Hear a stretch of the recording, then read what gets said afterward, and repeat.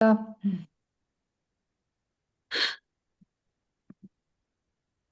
Must be a way to pause the recording, right? Okay, well, good evening, everyone. Oh, I need to share my screen, right? You're not seeing the screen. I really got my act together.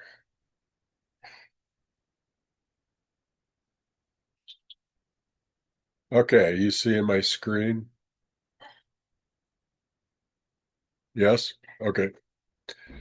Yeah, Yes. so tonight's topic is Mussar, which is Jewish ethics. I mentioned Mussar briefly last week. What is Mussar? Uh, Musar literally means instruction or correction. And like I mentioned last week, this was birthed out of the yeshiva world. A yeshiva is a Talmud academy where they realized that they needed to focus not just learning, but character development as well. And it was somewhat in response to the Hasidic movement, which was this more of a charismatic type movement within Judaism that was emphasizing joy and devotion to God rather than just strict learning. And so they kind of took the critique to heart that maybe they were just too much in their heads and not enough focused on their on personal development. One of the early originators of this was Rabbi Israel Salanter in Lithuania. Uh, and he wrote one of the seminal books on this topic. Uh, Back way before this time period, there was a rabbi that by the name of Ramban. Most of the famous rabbis have nicknames. That's what this is. Um, it's like an acronym of his name. His name was actually Rabbi Nachmanides, and I don't remember his whole name. So they kind of collapsed it down into Ramban. Uh, but one of the things that he said is it's possible for a person to be a scoundrel with the license of the Torah. And what does that mean? Well, for example, you could be keeping strictly kosher, but you humiliate your employees or family members, so you're following the law. It's kind of like you're following the letter of the law, but not the spirit of the law, if you will. You could be meticulous about your Sabbath observance, but be a verbally abusive person. You could be a business person that's exploiting loopholes to harm other people. You're maybe giving charity, but you're making a big show of it for the honor and recognition. We see Yeshua criticizing the Pharisees for doing that very thing. Um, you could be obsessed with ritual purity, but you're harboring and not recognizing that you're arrogant or cruel. Um, somebody who uses their Torah learning to dominate other people, and what Yeshua said is that people could be whitewashed tombs. So they look really good on the outside, but they're full of bones and defilement on the inside. And this is what Musar was attempting to address. So it's not just all head knowledge. This is a great quote. Rabbi Israel Salanter is another early luminary of this movement. He said, "The greatest sound in the cosmos is that of someone changing himself and growing from it." I really like that quote a lot. And another one by another Musar teacher: to fulfill the Torah means to grow as a person, and to grow truly as a person is tantamount to the fulfillment of the Torah. So a great emphasis on character development. The goal of Musar is what is referred to in Hebrew as shlemut. This comes from the word shalom, But shalom means much more than peace. It really means wholeness. And so the idea is that if you are whole, then you're holy, right? You're a whole person as God intended you to be. And so to accomplish shlemut, wholeness, is the goal of the Mussar way of life. But it's more than just improving your character. Mussar emphasizes heavily that we are responsible for other people. And so, in a way, you're improving yourself, but it's for the sake of others. And this kind of reminds me of like a bodhisattva in the Buddhist tradition, is somebody who gives up going into nirvana to stay behind and help other people achieve enlightenment. Very similar concept, I think, here. Um, One of the books on the reading list is called The Responsible Life by Rabbi Ira Stone. And this is an excellent little book that I highly recommend. And it's literally talking about a responsible life. It means you're responsible for other people. Last fall, I read The Art of Happiness by the Dalai Lama. And it was the same kind of a thing. At first, I thought, I'm not so sure I'm comfortable with the idea of all this focus on being happy. But as I got into the book, I realized that again, the teaching was you're becoming happy so that you can make others happy. And it's not just a self-centered thing. So the goal of Musar is to be a light to the world, to contribute to the Tikkun Olam, that repair of the world. Rabbi Shai Held, another teacher that I really respect a lot, um, says in Jewish ethics, there's no such thing as an innocent bystander. In other words, you're always responsible to act properly, to deal with each situation as it comes along.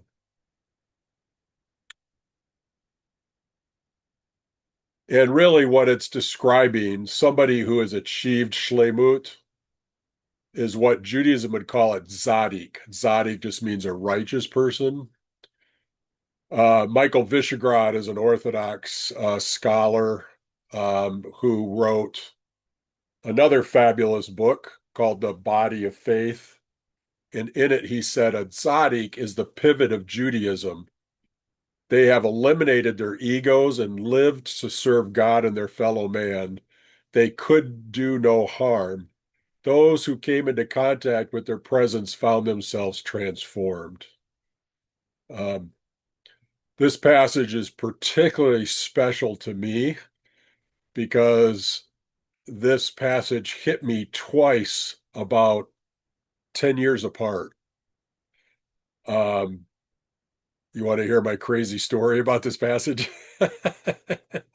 Let's see what you guys think of it. Yes, yes. So I was reading this book.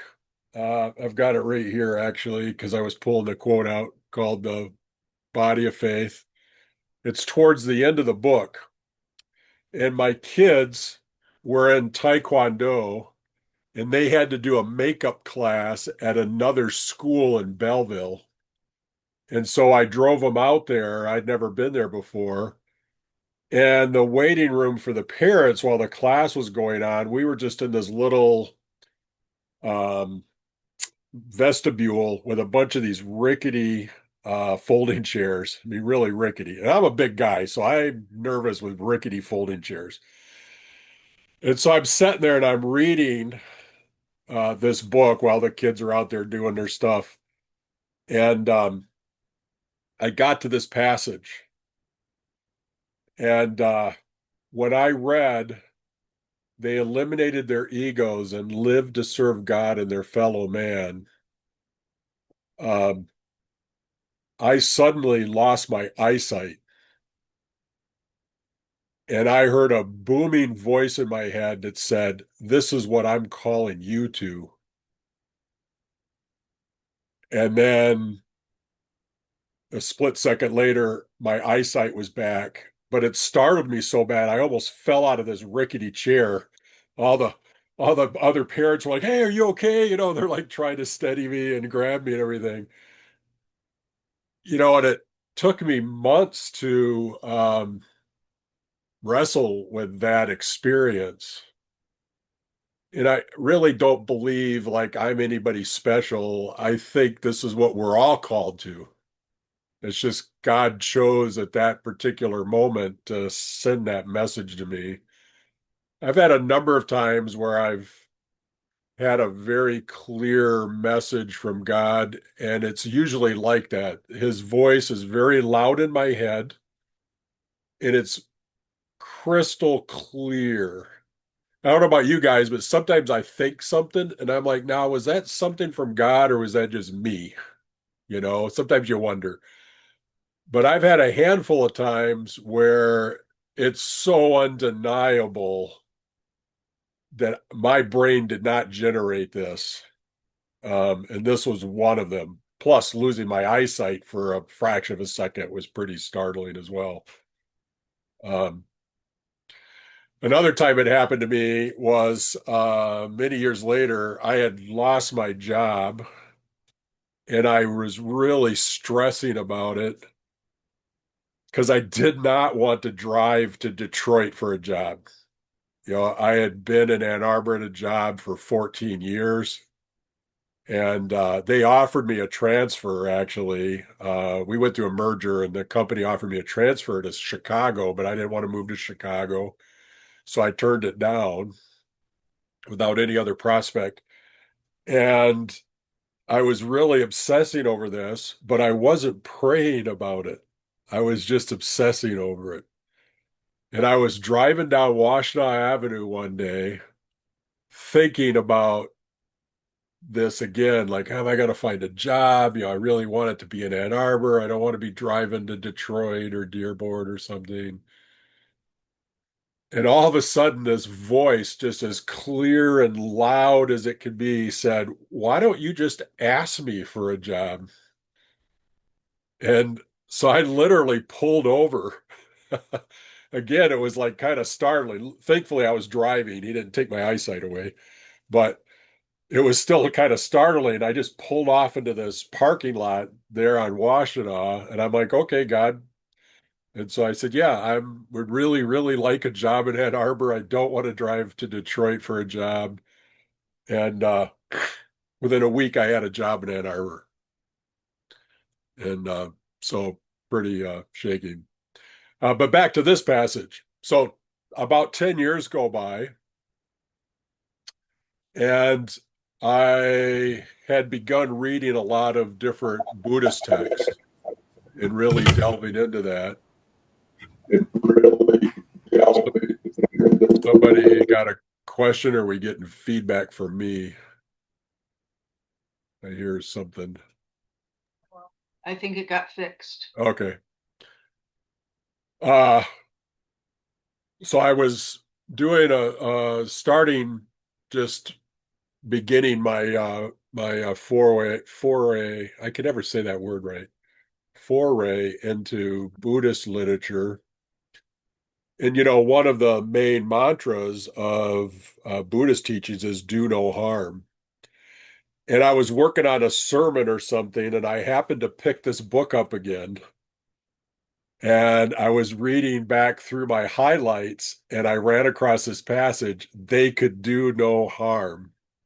And it just like zapped me all over again. Not as dramatically as the first time, but I was just like, wow, this is connected back to that whole Zadi thing. It was pretty cool. So it was a special passage of mine. And I believe I mentioned this before, but in Jewish tradition, there's this notion that you have a good and an evil inclination. Christians would call it the sin nature, and then being created in the image of God. In Hebrew, it's called the Yetzer Hara. Ra means evil, and the Yetzer HaTov. Tov means good. So it's kind of like your inclination to do one or the other. Uh, Mussar is really focused on helping us to conquer that Yetzer Hara as temptations to do wrong. And, as we work on our character, it is easy to despair, especially when we keep coming back to these rough spots in our character. And we go, man, I can't believe I'm struggling with anger again, or lust again, or greed again, or whatever it is, right? But the thing that I've always told people over the years is you have to view it as a spiral, that we do keep coming back to these trouble spots in our character, but it kind of gets sanded each time, right? We're a little bit further along. So we're one more time around the spiral, but we're also further up as well. And we need to take consolation in that. Unless you're falling back down, well, then that's another story. But in general, we don't give ourselves enough credit that even though we keep coming back to these things, and I think for some of these things, it'll be something that we struggle with our whole lives, right? There's just certain things built into our character that are not godly and we struggle with, and we'll, continue chipping away at it our whole lives. We'll never get 100% there. And but progress is the important thing. And to have compassion on yourself to know that yes, even though I'm keep hitting this difficulty, it's I'm improving.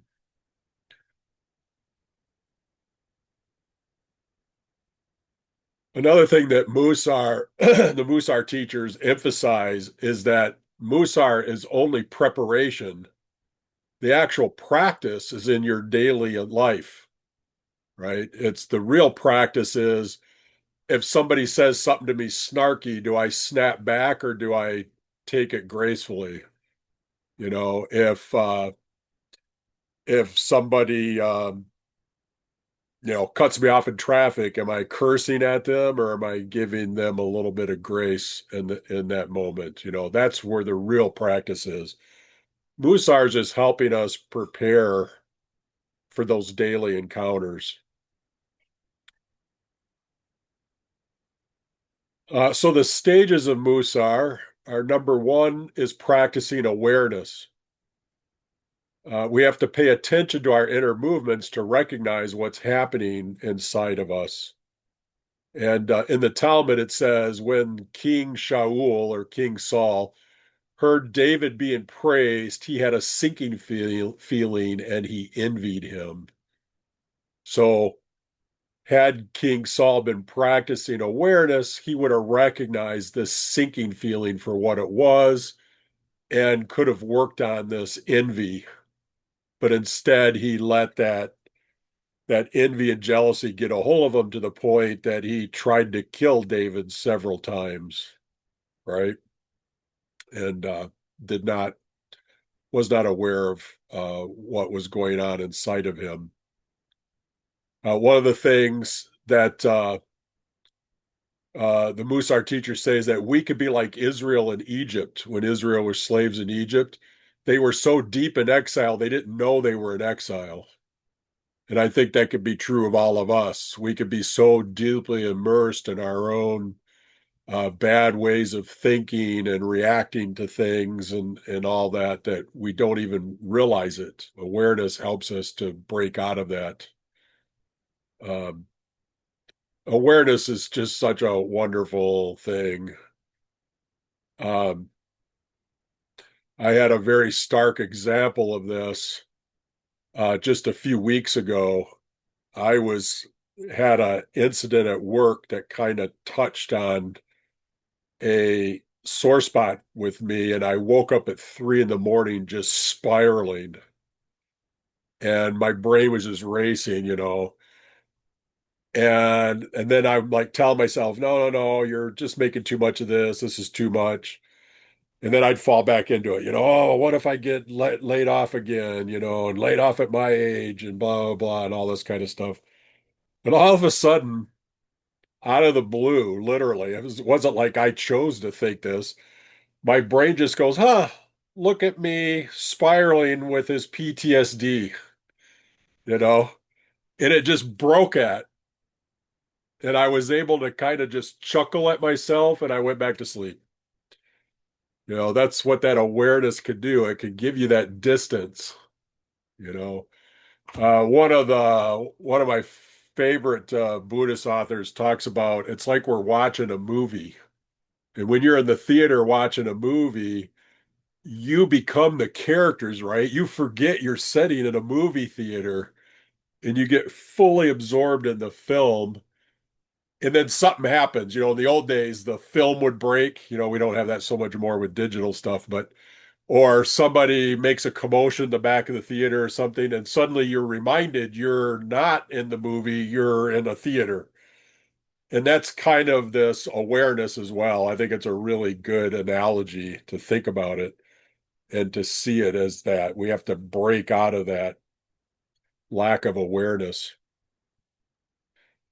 Awareness, though, also encompasses being attentive to our effects on others too. Um, and to be aware that the same words or actions that works with one person may completely not work with another person. And to be lovingly present to people, we need to get to know people well enough that we know what the right thing to say or do is. Does that make sense? And so again, it's just very relational. I'm responsible for you. And if therefore, if what I say to Delith helps her, but it harms Robe, then then that's not good, right? I need to address Robe what the way he needs to be addressed, not the way Delith needs to be addressed. So being aware of our effects on people. Um, and also it's important when we're practicing awareness to realize that sometimes things can seem like a good thing, but they're really not, right? We're really happy with it, but it's really not a good thing. It just feels good in the moment. I did a 2-year program 20 some years ago in Ignatian spirituality in Detroit. And what Ignatius talked about was false and true consolation, was the terms that he used. And he said these are false consolations. And example, it feels, I should leave my family and run away with the secretary, right? It feels so good. It must be right. And it's like, but is it really right? Or it felt really good to lash back at that person that said something harmful to me. Um, it can be a false consolation. And what Ignatius talked about is that if you watch carefully, if you're practicing awareness, you can always catch the flick of the serpent's tail in the corner of your eye, is what he said. So it's kind of like you're thinking this looks really good, and then all of a sudden out of the corner of your eye, you see the flip of the serpent's tail, and you go, "Oh yeah, this is not good." So I thought that was a great phrase to use. As usual, you guys can pipe up and ask questions or make comments or anything as I'm I got a question, Rabbi. uh, So the examples that you gave for things that seem to be good in the moment aren't necessarily good in the long run are really obvious because, but are there times when things that really feel good and they continue to feel good, but then you realize later that they weren't really the right way to go? I can't think of anything, but could you? I'll give you two examples that I've used in the past. Um, One is sometimes you have a spiritual high moment, and it's something that Ignatius really warned about was taking action too quickly on those things. Yeah. And so you have this spiritual high, like people will go on these spiritual retreats and stuff, and they'll get a real high from that. And then they'll come back and they'll be like, oh, I need to quit my job and go preach to the world or something. and it feels good and it could be good, right? But is it best? This is something else Ignatius said is you're choosing hopefully between two goods, what's good and what's best, rather than, should I feed the homeless guy or rob a bank? Hopefully you're not making those kinds of decisions or not struggling with those too much. um, Another one is a story that the priest gave in this class as we were talking about this. He told us that when he was a young priest, he was probably 4 years in, he fell in love with a woman and she was in love with him. And he really, really struggled with this. Uh, and he was thinking maybe I should leave the priesthood, you know? And he said, but over time, he kept just sitting with it, praying about it, sitting with it, praying about it. And he came to the conclusion that while both felt really good, the bottom line was God made him a priest. And so he had to tell this woman, I'm sorry, I do really care for you, but this is really my vocation. That brings up another question, the right time and the right place to find two good things, one being maybe better than the other, but they're both good, the priesthood and being in love. And yet you are not along in your journey long enough to realize which is the better choice, and you struggle over it. But can you really, in a short, in a period of time, other than later in your life, realize that maybe it would have been better? But that's an interesting question. Is that how do you decide? I mean, you never really know the right decision because we never know everything that all the pros and cons. We never ever do. Well, here's my that's a very good point. Here's my response to it. That again, this was a great consolation to me when I realized it one day, and I've used it with a lot of other people. Somewhere in the New Testament, it says, all things work for the good of those who love God. And it occurred to me one day that includes my boneheaded decisions, right? And so again, that's that better and best or good and better decision. Would it be better for me to stay in my job, or would it be better for me to go off and work with the poor in Africa? Maybe we make the wrong decision there, right? But God can still use both of those. I love that. Still, I love that. still use them in a positive way. So I think there's a great safety net in that to know. And again, I think sometimes it's that image of God that we were talking about last week as God's like the great policeman in the sky. He's the big judge that we're thinking, he's going to be mad at us that we didn't make the right choice. Whereas I think I see God as more as an opportunist. I think he's just like, okay, Davi decided to do this. Well, let's see what we can do with that. I love that. And It also the decision is never right or totally wrong. yeah, It's exactly. and then when you make that decision, you're creating a truth in that decision. Absolutely. And so, if you're really prone to guilt, this can really, really screw you up because because Hopefully it's a good antidote for it.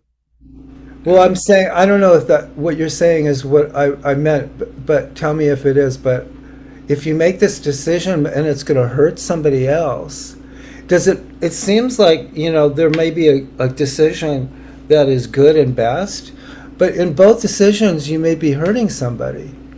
It could, yes, absolutely. Yeah. So I think that has to weigh into that. And it could be unavoidable that somebody's going to get hurt, right? Yes. And so that's part of that being responsible for others is to look at that carefully and say, you know, what's the best outcome of this and how can I handle this in the most compassionate way? either way I go. You know, these things are Yeah, rarely perfect, right? never perfect. Yeah.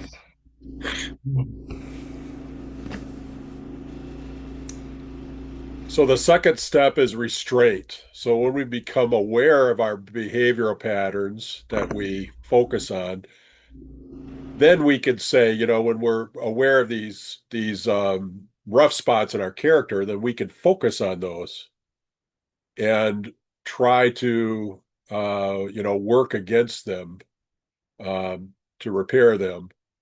In Proverbs it says, "Whoever restrains his lips is wise." Um, Another rabbi, this is again another nickname. He's called the Ramchal. Uh, by the way, my Hebrew name is Isaac, right? Itzhak. So I've often said over the years that my nickname would be Ritzy because Isaac is Yitzhak. So I would be called the Ritzy. Anyway, he said external motions instigate internal motions. This is something that the rabbis in general, as well as the specifically in Mussar, emphasize a lot, is that our behavior will affect our internal world. And so, for example, one of the famous ones was as a rabbi said, even if you don't feel like giving charity, you give charity, the feelings will come later. And in a way, you train yourself in doing this. So that awareness, I'm kind of prone to anger, then that leads you to restraining yourself. Can I make it through today without lashing back at somebody? Or can I make it through today without chewing on that old grudge again for the umpteenth time? That kind of a thing. And then step three is transformation. We move away from the impulse to do harm towards the impulse to do good.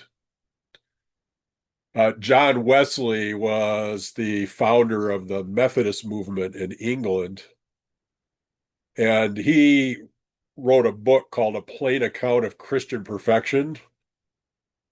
And in there, he said, it's not only refusing to strike back, it is being so filled with love that even when somebody strikes you, your heart does not feel anger. Wouldn't that be nice for us all to get there? But that's that goal, right? Even if we don't 100% make it, that's a goal for us, is to refine our character to the point where we're not having to do restraint because we've been transformed.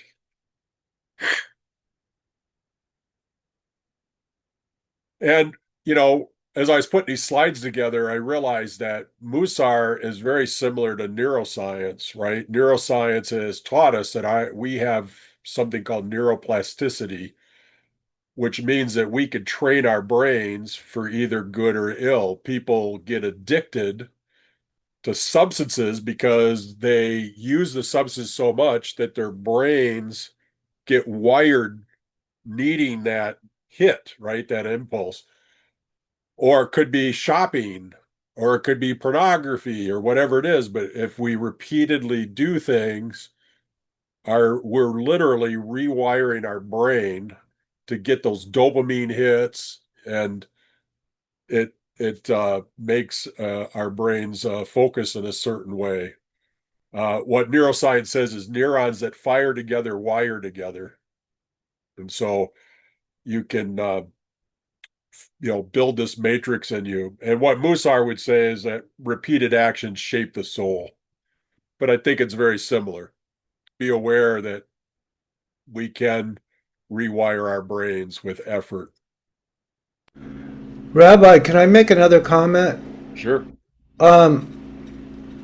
Course, this is coming from A Course in Miracles, which is my default and interpretations, and it talks about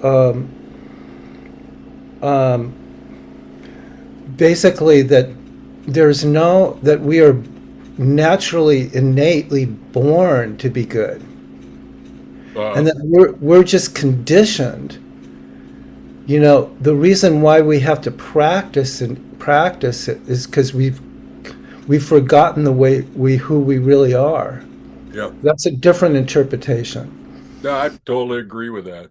I think that's, remember that 5 layers of the soul diagram in one of the previous ones? That Yes. bottommost part at our core is that image of God. It is that Yetzer HaTov. It is that inclination to do good. But you're right. We've just gotten ourselves to where we um, are not, we've unwired our brains that way. And Yeah. there's another great book uh, that I at least recommend the opening chapter. It's called oh, it's by a Catholic theologian. I want to say Richard Rohr, but I may not be correct in that. No, I don't think it's Richard Rohr. Anyway, I'll look it up and put it on the reading list. He talks about our emotional programs for happiness. And it's how we have trained, he doesn't say it this way, but it's basically how we've trained our brains to try to be safe, secure, it's safe, happy, and significant, I think are the three terms he uses outside of God, right? So we develop these defense mechanisms, and that's this brain getting wired against our soul, in essence.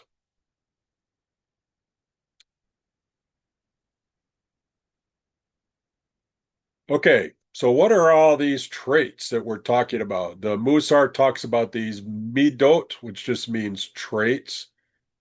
It depends on the text. There's the list varies, but you could see a number of these um, are very common: generosity, humility, patience, practicing silence, truth, loving kindness, so forth and so on.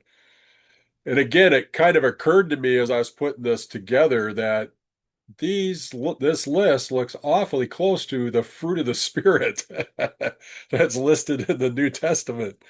And, love, joy, peace, patience, kindness, goodness, it seems to be a similar kind of a thing.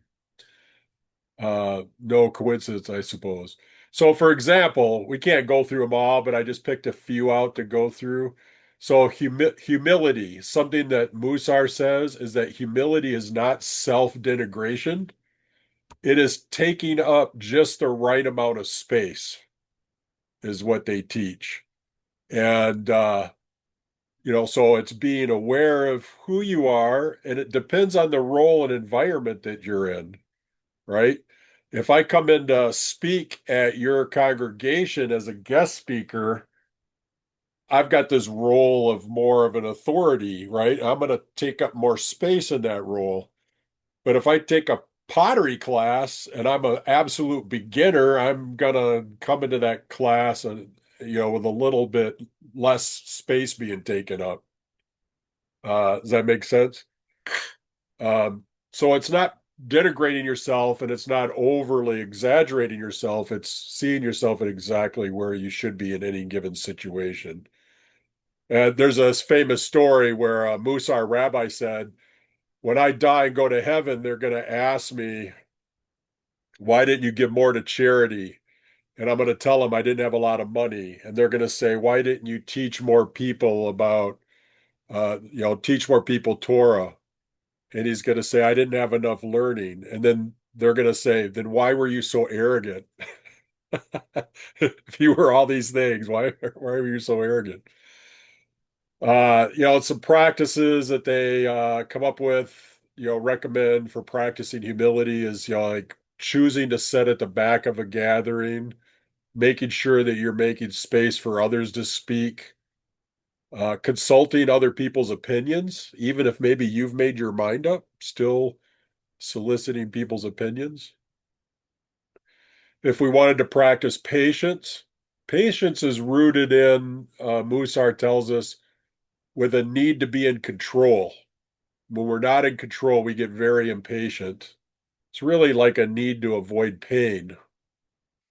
And they point out that the Hebrew word for patience is savlanut, but this also means like enduring or suffering as well as patience. And this is, in the book of James, he says, count it as pure joy when you face trials of many kinds, uh, because it refines your character. I'm paraphrasing that. But if you go and look at that passage, he does a really nice job of showing how you can be joyful even when you're in these trials. I just picked up another book a while back called Everything is a Gift.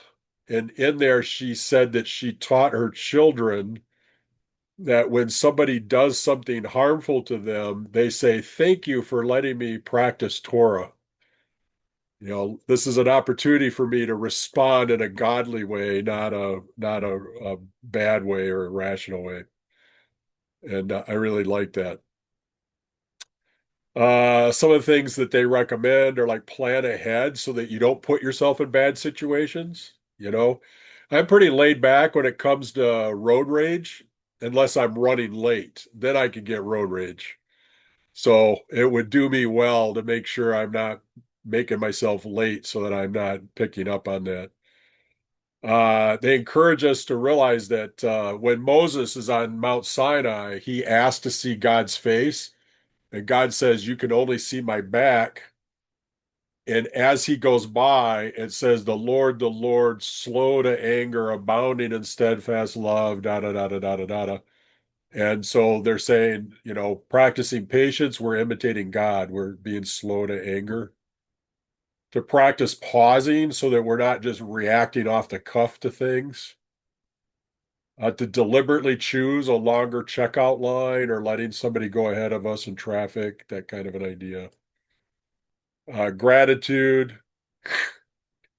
Uh, in the one of the seminal Mussar books is called Duties of the Heart, and in there the author says that we often don't have gratitude because we're never satisfied. We're always wanting more and more, that we get so used to our blessings that we don't see them anymore, and that we allow our sufferings to overshadow the blessings that we have. We just overly focus on our sufferings. And something I've said for years is the Siddur, the Jewish prayer book, is literally, if you study the Jewish prayer book, it is a primer in gratitude. The whole thing, from front cover to back cover. It really is meant to train you in gratitude. The first thing you say, waking up in the morning, before you even get out of bed, is thanking God for returning your soul back to your body for a new day. And so it's a great text for that. And they recommend things like writing down one thing that you're thankful for daily. Take time to thank someone. Thanking God before you eat. You know, those kinds of things. So, how do you practice Mussar? Well, on a weekly point of view, is typically they encourage you to choose a trait to focus on for the week. So you can say, "Oh, I want to work on gratitude this week." And then what you could do is you could find text about gratitude and just read a few paragraphs of that text each day to kind of reflect on it. It's also helpful to find a group or a partner that you can meet with weekly and talk about how things are going. And then on a daily basis, they recommend that you find a quote that is something that can kind of be your mantra for the week. So if you were focused on compassion, for example, you could take this quote out of the Talmud that says, "Just as God is gracious and compassionate, so you be gracious and compassionate." So that's just like something that you could just put on your mirror in your bathroom or have it next to your bed or wherever is convenient for you to like look at every day and be reminded that you're focusing on this trait. If you were practicing simplicity, you might take Gandhi's quote, "Live simply so that others may simply live." Then they suggest that you meditate or pray for a period of time. Maybe it's only 5 or 10 minutes in the morning, but just something to sort of set your intention for the day. And then at bedtime is to jot down notes on how you succeeded or failed with your trait throughout the day with compassion. You don't want to be harsh on yourself, but being able to just jot down and say, where did I do this at? And I'm going to show you in just a minute this handout that I've got for you all called Escape from Egypt. And you can use this as a resource at bedtime to do this review. Oh, there's the handouts. Yeah, so this is a PD. These are all PDFs. You could print these out. Uh, where did it take me to? Oh, it took me to my Substack, and then here is the handout. Okay, let's see if I can make this bigger. So this is put together so that you can print it, and this side's upside down, but it'll be right side up when you print it. But I developed this out of that Ignatian spirituality program. I didn't think about turning it around. Hopefully I can do that. uh didn't, because really it's the second page is the most important page. Um let's see here. I can open it with Adobe. I should be able to do it. Okay, sorry. I have to see if I should have this over here. Escape from Egypt. Here it is. Because now I can flip it around for you. Okay. Now let's rotate.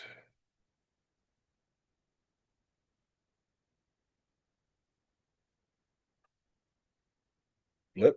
Come on. Oh, am I just being too antsy? It's taking a moment. So I probably flipped it 3 times. It's back up right side, upside down again, right? There we go. All right.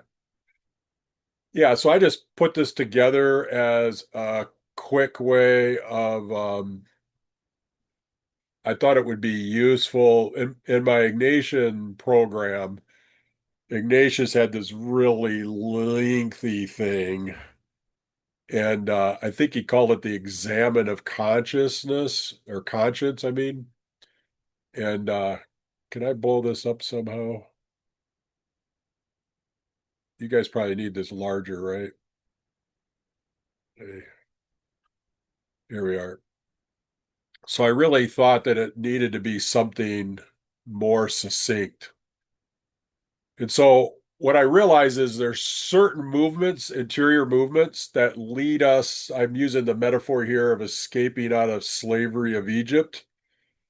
Egypt in Hebrew is Mitzrayim, which means the narrow place. And the Jewish mystics use this as a metaphor for being locked into a narrow place of your bad thoughts and emotions. And the wilderness is this expansive place, and it's where you encounter God, right? So the things that lead you out of Egypt are, what Ignatius would have called consolations. Awareness, courage, godly sorrow, compassion, empathy, love, faith, hope, joy, blah, blah, blah, these kinds of things. So if I'm experiencing these throughout the day, then that's good sign that I'm moving in a positive, good direction. But if I review my day and go, yeah, I spent a lot of time in anger and frustration, resentment, bitterness, anxiety, then I probably was driving back down and towards that slavery in Egypt again. Kind of get the idea here. So this is just like a quick way you could have this again, like next to your bed or something, and you can review the day and jot down notes. What kind of movements do I remember happening within me throughout the day that would point one way or another, and then would give you time to an opportunity to reflect on those things. I did that kind of quick. Any questions or comments there with that?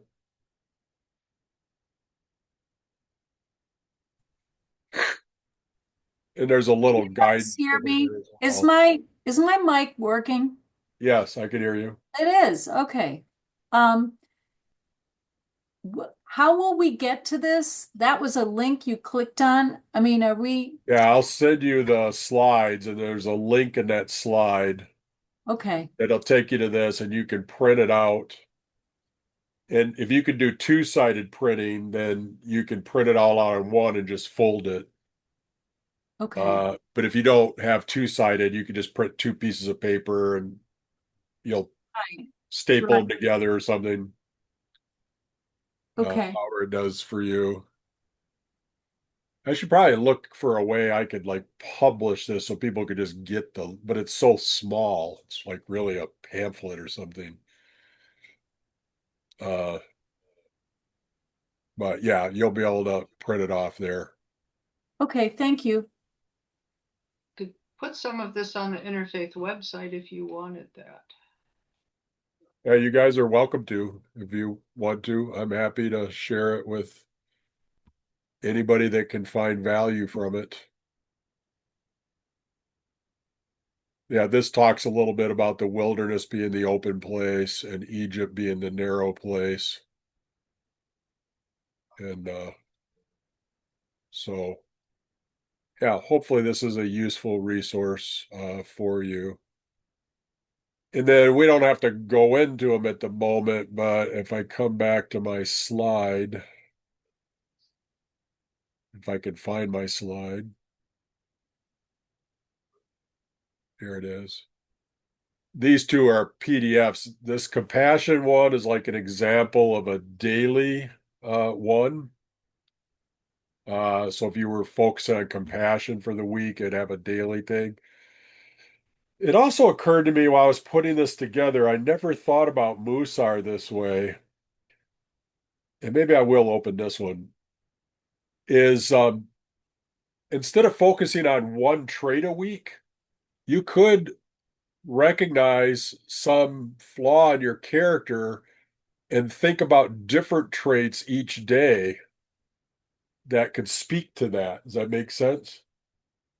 So I was thinking about my own issue with forgiveness, and it's like, well, I could think about truthfulness. Who am I struggling to forgive? Am I letting my ego get in the way? Maybe that's a humility point of view.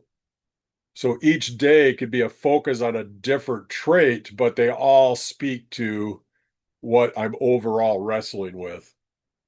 So I'm going to experiment with that and see, but I think that's got potential to be an interesting way of doing Mussar as well. Then finally, I've got the reading list here. These are some modern authors that are excellent resources. And then these are classic text that you can read as well. You could get these in English on Amazon, and you're able to read them there if you want to. They're going to be a little bit more heavier because they were written so many centuries ago than the more modern day stuff. But some of you might find value in it. That's it.